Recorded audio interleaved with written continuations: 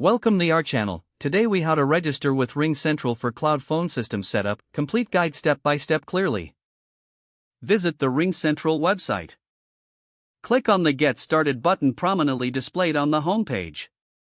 Select the type of plan that best suits your business needs. Fill out the required fields for your business information. Provide your first and last name. Enter your email address carefully. Create a strong password that meets the specified requirements. Confirm your password by entering it again. Click on the Continue button to proceed. You will be directed to the next screen to choose your phone number type.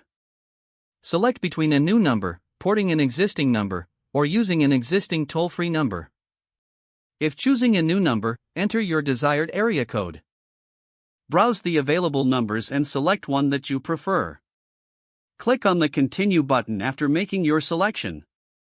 On the next screen, review your chosen plan and make any necessary adjustments. Enter additional business details such as the business address. Fill out any optional fields as needed. Proceed by clicking on Continue.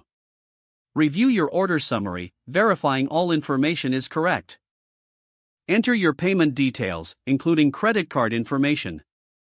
Confirm your payment by clicking on the Complete Order button. Once your registration is successful, you will receive a confirmation email. Follow the instructions in the email to verify your account.